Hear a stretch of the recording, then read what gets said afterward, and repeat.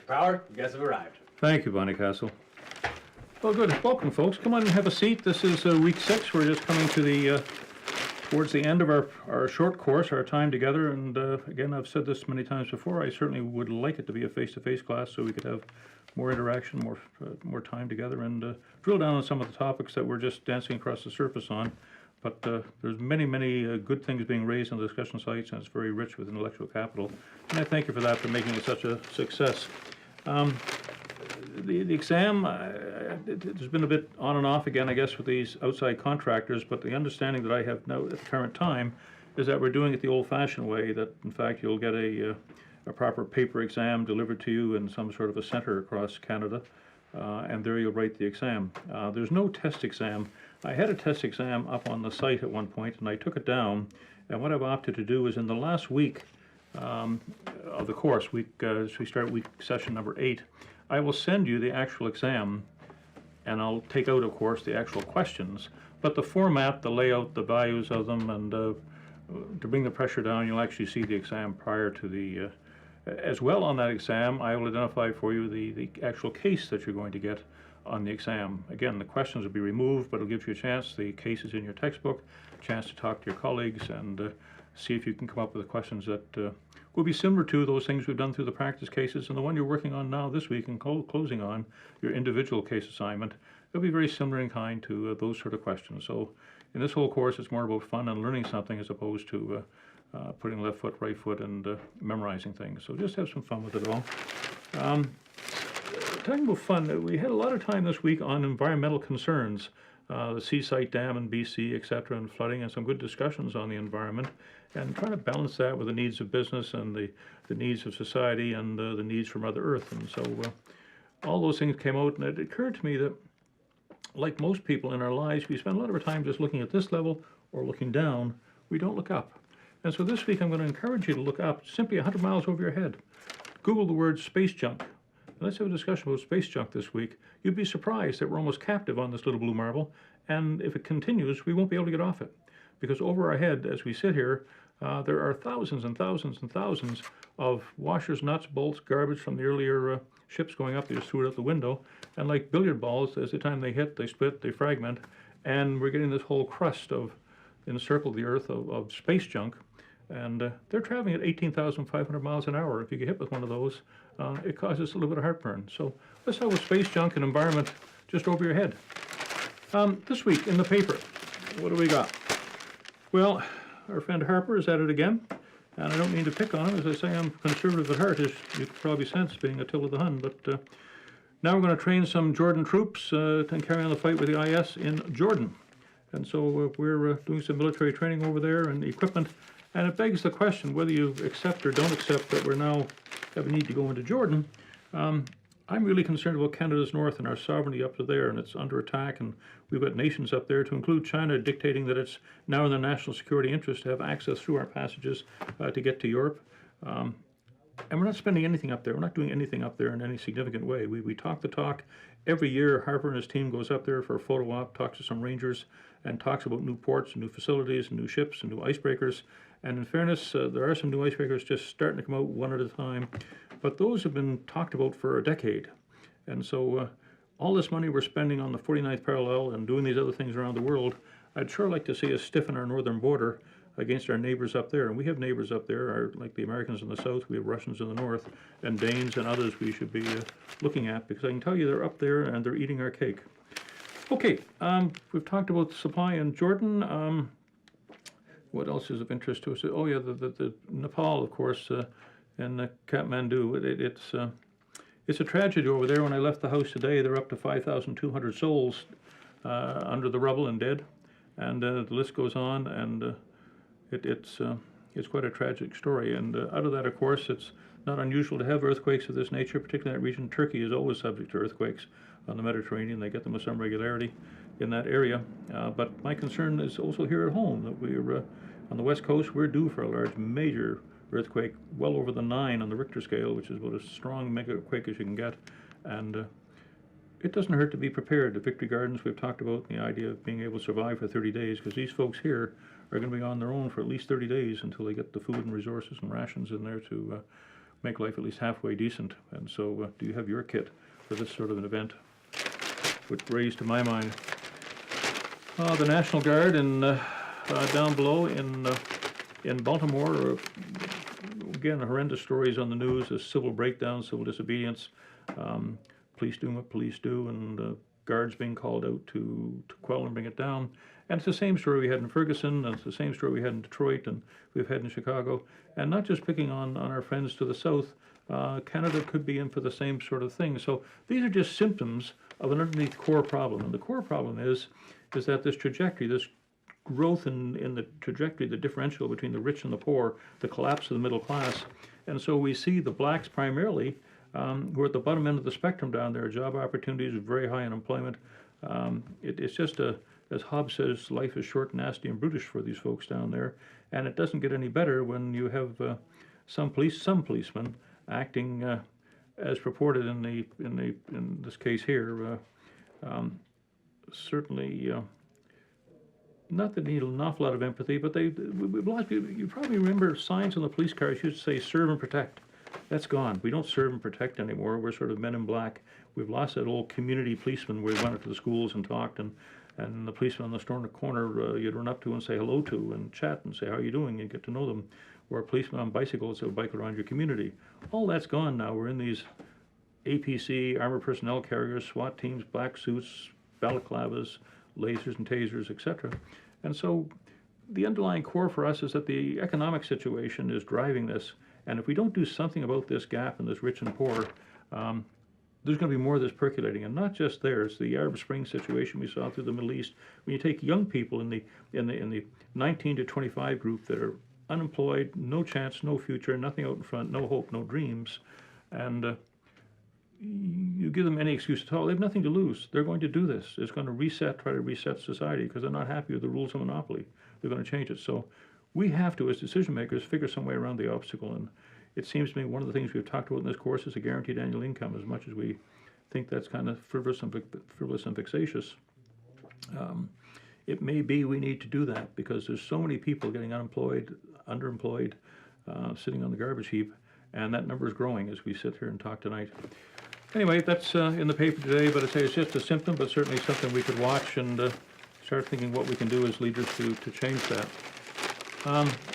I noticed the Ontario government is struggling, of course, but they've just been disclosed. The NDP were able to get, by using the Freedom of Information Act, information on almost $7 million in contracts that were given to KPMG and Deloitte to provide some advice in 1 year's time. That $7 million was earned in 1 year, 12-month period, on how to privatize BC Hydro. Well, I mean, questions just pop in my mind as a former consultant doing this sort of work. I can tell you those are pretty heavy fees to be earned. I'd like to have a breakdown of that and what the hourly rate was and how many people in that office worked on that file to get $7 million in 12 months. But having said that, Ontario is full of private partnerships, the 401 and things like that, and privatization. They're familiar with it. And so with the staff they have in government, I know here, having worked with, say, the Ministry of Health on their best practices guide for P3s, I know there's skilled people within government. So I don't say they don't need an outside consultant or two, but it seems to me they should have within their own existing staff sufficient people to put a task force together and to take this through to fruition. At a time when you don't have money for single moms and for welfare and people sleeping on the streets, etc., and you're giving away $7 million, there's something wrong. So anyway, that's all going to unfold. We can look at it. I just worked last week with my accountant. I hate tax period, as you can probably tell. I'm sure you folks do. We rushed it through, and then I noticed in today's paper that there's an extension till the 5th of May, so until sometime next week. So we didn't have to rush with the sense of urgency that I know my accountant and his team have been doing, just trying to keep up with it all for this reprieve. But it's just, again, that sense of confusion coming out of Ottawa. Alberta, of course, has got the almost a dead heat for election with Prentice out there, the Conservative Party, and with the NDP and the Wild Rose Party, all running about neck and neck at this point. So it's hard to call who's going to win this thing at this stage. But for us in our class, what's interesting, folks crafting strategy in Alberta, it's going to make a difference whether you get the Plato side, the NDP in, or at the other end of the continuum, the Conservatives, or even the Wild Rose on the other side of the House. It'll make a difference in what policies, what they'll support, and where they'll spend their money. And so I'll be watching very closely to see who wins that election, and then watch for those two political ideologies playing out, and what they'll support and what acts will be passed, which is interesting. In the Philippines, drug convict was executed. In fact, the number was large. I'm not sure. Oh, 9. There were 9 people scheduled for the firing squad for drug smuggling of small quantities, of large quantities, of a mixed bag. And a couple of them were Australians, and the Australian Prime Minister, Tony Abbott, was there asking for some sense of concession for the Australians to not have them shot, and to no avail. But what reported in here is that one of the ladies did not get shot, but at 12:30 that evening there were gunshots heard, and so they assume the other 8 folks have been killed for drug smuggling. Well, an interesting story, but I think what comes out of the idea of the Philippines and Singapore and those areas is that the cross-cultural sensitivity, be aware their laws are much different than our laws. And I think on one of the sites I talked with one of your colleagues about the caning that took place to a young American who thought he could put graffiti up. And at home here, graffiti might be a tap on the wrist, and he gets away with it. Over there, he got a severe caning almost within an inch of his life before he was allowed to come home. And so understand the law when you go into these foreign countries and you're crafting your strategies. To their credit, I can tell you the city I live in, Langford, our prosecutor there actually recently, about a year or two ago, actually took the parents of the teenager who was putting graffiti on the signs and took them to court and won, and the parents had to pay for cleanup $10,000 or $15,000. There's no more graffiti in Langford. And so it was that idea, the tipping point that Malcolm Gladwell wrote his bestseller on in New York City, when the New York mayor at that time stepped in with a hard hand, and every time there was a window broke, he repaired the window. Every time it was graffiti, he had a team out painting over the graffiti. And it wasn't long before he cleaned up New York with the same sort of attention. In fact, I suppose if you watched what took place in Baltimore the first night, the police were ambivalent. They pulled back and just let the rioters do what the rioters do. Last night they did what a far more strict approach and went in with gas and tear gas guns and rubber bullets, etc., and quelled it, and everything's back under control and it's all quiet. So sometimes you probably need to stick on this thing to make it happen. 2 stories back to back here today. In Kentville, Nova Scotia, there were 2 men went out, just youngsters, 27, 26 years old. And remember the names, Daniel Surratt and Kyle David Fredericks, 27, 26 years old respectively, got 20 years in prison for burning a homeless person just lying on the street, putting oil over and lighting a match just to see it happen. And just a terrible, terrible death, and just this insensitivity to humans. They're not humans. Remember their names. And then on here in Prince Albert, Saskatchewan, another story, same thing. Man accused a homeless woman. He set her on fire in Saskatchewan. He pleaded guilty. He was 29. Leslie Black's his name. And he's in the process going through the court system now. She was a 57-year-old lady, so badly burnt, they had to amputate both legs. And so you just wonder what's going on. But it again, symptoms. The problem is the cutback by governments on homeless people and people that are mentally ill. I mean, I've talked before about going to downtown Vancouver and stepping over the bodies on the streets. The numbers are growing, and then don't be surprised when 1 or 2 of them snap and start shooting people, as we saw in Ottawa. It wasn't terrorism, it was just some individual who had mental illness, had been treated for mental illness, and without a lot of supports, just blew up the government. And this sort of thing is just an indicator that we're not, again, what we talked about in the opening part of the session today is that we're not paying attention to this gathering mass below us that don't have any hope, any future, and they're just not going to take it. And here's 2 of them that are burnt by youngsters, nothing better to do, and need a caning. In BC, for those interested in BC Hydro has decided that they're going to up their long-range plans to have a tough target on reducing fuel demand, electricity demand, by 78% by 2020. That seems like a big number, but That's what they're saying, there'll be a reduction in electricity. I don't know about you folks, but when I get my hydro bill, I shudder these days. It's so high for the little bit I use, and I can't imagine that I'm frivolously wasting energy. I mean, obviously, maybe a little bit, but not to this extent. And so I don't think that's the answer, is to put the squeeze down on BC folks who have to keep warm, particularly when BC told us to get electrical heaters rather than the old-fashioned oil heaters or some other system. And now they've jumped up the price, and the future doesn't look that bright either, because the next 2 or 3 years they've got forecasts of 9% going up, far higher than the rate of inflation in any event. And so what I'd like to see them happen is take some of that money that they're squandering on other things and do like Colwood did here, subsidize things like heat pumps, subsidize solar panels, let us put it back into the grid, and that'll reduce their requirement. We can use less that way. So I'd like to see some positive steps rather than just beating us over the head and saying use less. That's the story in that.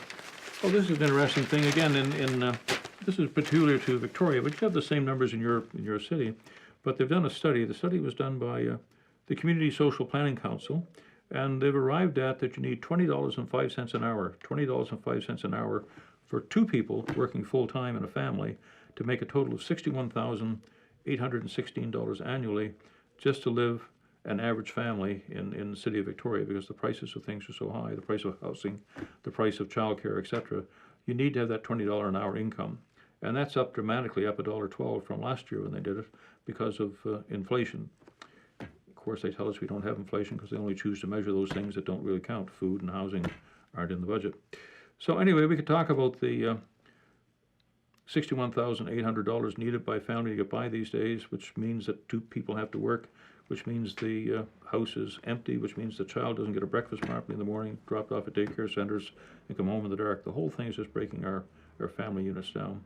But in any event, that's the story there. We could talk a bit about that today, and this change, and that's peculiar to Victoria because it's a costly place to live. It may not be that bad in some of your communities. I think that's all that I want to talk about in this. Was it the paper? Oh, this one here, this is interesting. The U.S. is easing back a little bit on its Patriot Act, and that's a good thing. And that's driven in part by recent court cases where judges have stepped in and saying that travel these days can always be treated as an essential. It's not something that you take just for vacations, but you need to visit families and members, you need to for business, etc., and to put the Patriot Act in place where without reason, explanation, just show up at the airport and you're not allowed to fly, and it's a real dog's breakfast to find out why you can't fly and how to reverse this. It's years that you're being penalized because somebody in their wisdom said, you're it, and you don't know what the evidence is, and that's not the rule of law that I know. But unfortunately in Canada, we're pressing on and making it even more draconian. Bill C-51 is going to get worse, and they're saying that now it's called the Secure Travel Act. And there the Minister of Public Safety says he just has to have reasonable grounds to suspect. And of course, we don't get to hear that. We're not part of that hearing. Just bang, your name appears. And it could be as simple as that you and I are talking this way in our class, that maybe there's reasonable grounds for me not to be allowed to fly. And I make a point when I talk to some of you, just say the word bomb, bomb, bomb 4 times on the phone, because everything's being recorded. And I'm sure it must drive them crazy. But in any event, our civil liberties are under attack, and if we don't speak up, we're going to lose them. It'll be that crystal knock all over again, that we have to stand up and be counted. Housing, not a bubble, according to the Bank of Canada. Pelosi says, don't worry, everything's under control. We don't have any real estate bubble, and everything is pretty rosy. I'll come back to that in a few minutes. The next story down is in Churchill, Manitoba, for the longest time has been our port for moving our grains off the prairies, off to Europe and to China and other places out that way. And of course, we sold that port off, Churchill Port, to a private board, and we did away with the wheat board monopoly. And what's happened now is that the company that's bought it is trying to move all those grain shipments and train lines and the cars down to the St. Lawrence and use that as the egress in and out, and it's much faster. And so they're making a conscious shift, but it's certainly killing the community of Churchill, Manitoba. Interesting. Another little story about Barrick. Again, each week we talk about pay for the folks at the rich end of the scale. Here they're saying that the shareholders are rising up over Mr. Thornton. I assume he's the new CEO, replaced Monk, I think, at Barrick Gold. And in 2014, he got a 36% pay hike into 36% in 2014. And so the shareholders want to roll that back. But this is the type of anomaly I'm talking about between those that have and those that haven't. That's an awful lot of money. So we could talk once more about the gap, rich and poor, but some of the outcomes it's going to lead to if we don't do something about it. Yeah, then just to counteract that earlier story about our Bank of Canada president, it's interesting. The Economist has labeled him as Sunny Stephen because of his glowing remarks and optimistic outcomes, and says they're misplaced. But he goes through, and again a little bit more in here from our Board of Canada, saying everything is rosy and we're doing well, no bubbles, etc., etc. But now on the other side of the story, some strategists have come along from some of the other companies and says that this is not necessarily true. He thinks that this time as we're heading to is what the 1990s, where there was a 3-year 60% plunge in crude oil prices with a slump in the Canadian real estate market. And the situation is the same. They're saying it's peak housing prices, peak consumer debt, oil price shock, tight fiscal policies, and a relatively strong U.S. growth. He said the symptoms are the same, and so it's not unreasonable to expect the same sort of outcome that we went through in the 1990s. So you have these two poles of what the economy looks like out in front of us. And what else he says to us over here? Yeah, NAFTA, he says NAFTA is collapsing, that our market share is going down dramatically. Mexico is now a manufacturing power within NAFTA, which spells trouble, they say, for Canada. And as we've already talked in this class about our automobile industry going down south to Mexico because of the location economies, our closing Ontario cities are collapsing inwards and will collapse over the next 2 or 3 years as we lose our leverage on automobile manufacturing. So we have this divergence on what is the true story for the Canadian economy and what is the true story for the American economy. I mean, we've heard week after week after week about how great America is doing.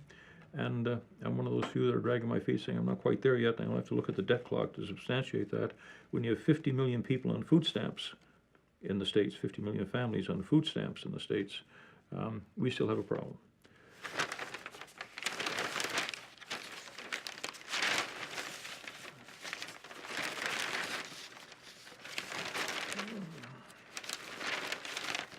Oh, Greece.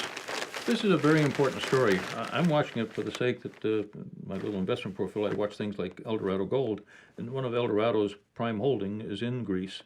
And of course, they're subject to what Greece's whim is with respect to foreign ownership and taxation and profit. So I mean, that's what we do. We take the business section and the front page news and put them together and say, how do we lever that into exploiting opportunities or to mitigate the damage? Well, here's a good example that the Greek Prime Minister is pushing hard for a deal, and so he's really shaken out his negotiating team. He had a very hard left-wing socialist as part of his team who have been lectured the Europeans, and so as a result, he's changed the negotiating team and took this individual off, hoping to bring down a little bit the temperature level at the negotiations with Merkel, and the European Union says it's not going to make a difference. Greece needs the money quickly. I think they've got 2 weeks. When does this thing come up? May the 9th. May 9th, they have a debt due to the IMF of about 750 million euros, which is just about $1 trillion is due. And of course, they don't have it. And the 9th of May, as time you look at this video, is only a few days after that. And so will they default on the debt? And that has big issues. Yeah, he's a Marxist academic, Yanis Varoufakis, I guess his name would be. In any event, that's what's going on over there. They're making demands, but it all comes down with the idea that it's interesting here, they're going to start putting a value-added tax on those tourist islands. So when you and I go there, they'll take some money from us to help try to pay down this thing. But this political uncertainty is quite concerning with respect to the European Union, with respect to Greece in itself. And so if they can't reach some sort of accord, I would anticipate there's a strong probability that Greece will go out of the European Union. It will come back to drachma, its own currency, which is going to be a very expensive process. You just don't print money without paying money to get the money. And we're talking hundreds of millions of dollars worth of effort to print the replacement currency for the euros that will take out of service. But if they do that, then we have this possible domino effect of the other pig nations of Portugal and Italy and Spain, etc. What will their reaction? They're the same sort of situation, just a little farther behind Greece. And by itself, it's a non-event. I mean, there are 10 or 11 million people, the size of Ontario, not a big thing in a country of the European Union, 500 million people and a $18 trillion economy. It's small potatoes. But if they can't play well together and withdraw from the euro and withdraw from the European Union, it may stimulate other collapses, particularly in the banking industry and in Germany, as well as the IMF, etc., who are on the hook for an awful lot of money if they decide they're not going to pay you. So we'll watch for that. Greece is certainly worth watching for.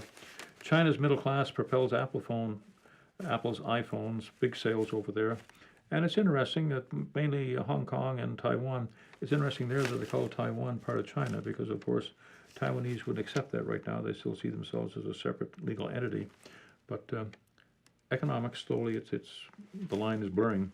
And in this report, they're talking in terms that Taiwan is part of China. Others may take exception. But my point is here is that what I read when I read this, to me, it says that Apple phone is not a commodity. A phone is a phone is a phone. But the Apple iPhone is something that's been differentiated.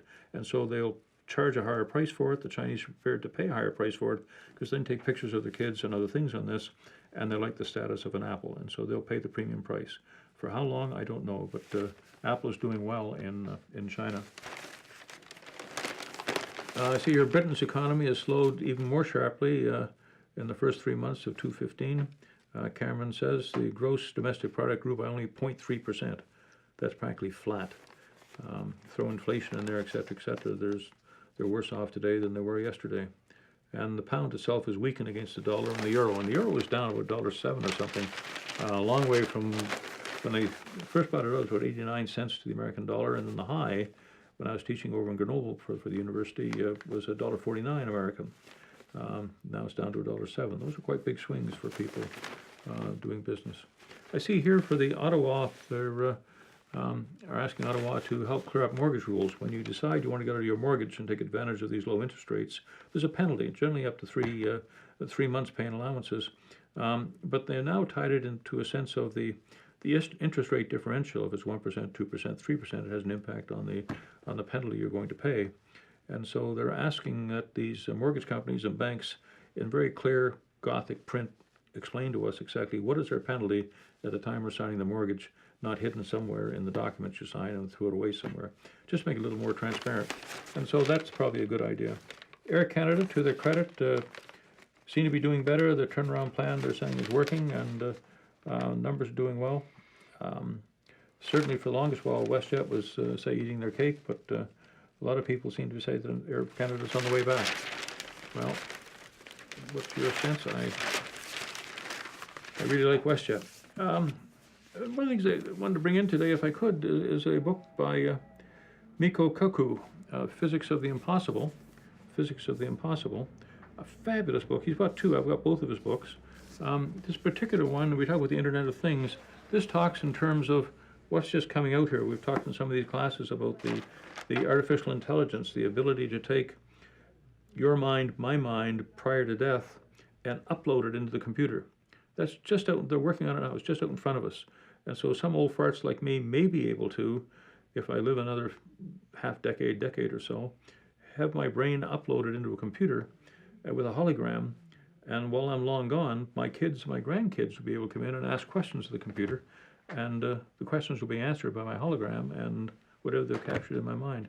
It's artificial intelligence, it's pretty amazing, but you know, it seems to me that this Internet of Things, I've been thinking an awful lot about this and the changes making to capitalism and the stuff we've been talking about, but it seems to me it's almost the looking glass window, that once you step through this looking glass window, you can't get back. You're trapped, you're in there. And it was Orwell said that when he talked about 1984 and all the wonderful things when the state would take care of us, et cetera, that there'd be a picture of you on the ground with a boot on your face, but if you look closely, you'd have a smile on your face. And so that's what's happening with this Bill C-51, et cetera, for safety and security. We step through the looking glass. We allow them to build up your facial features on Facebook and give it to the government database. So going through airports, they can scan you and nail you down in there. And everything about you now is known or about to be known. The minute you step through that glass and sign up with Facebook and LinkedIn and share your pictures and participate in the game, you can't get back. You're in there forever. And increasingly, the chains get tighter and tighter. And good things. I mean, this idea of artificial intelligence and mobile offices that Google is talking about, and the wonderful things of setting my thermostat from here, save me going home, part of that BC Hydro Save Some Money routine. All good things. But the loss to civil liberties and privacy are so immense, so dangerous, and we're not talking about that. That's the elephant in the closet. We'll talk about the good things, but we haven't had that discussion in Canada about the bad things and putting the chains on these people to make sure that they're not collaborating with government and sharing this information. So maybe today we could have one more look at the Internet of Things and some of the dangers of the Internet of Things. Wonderful topic. I wish this was face-to-face. In any event, folks, that's it for this week. I hope you enjoyed it, and we'll see you next week. Bye now.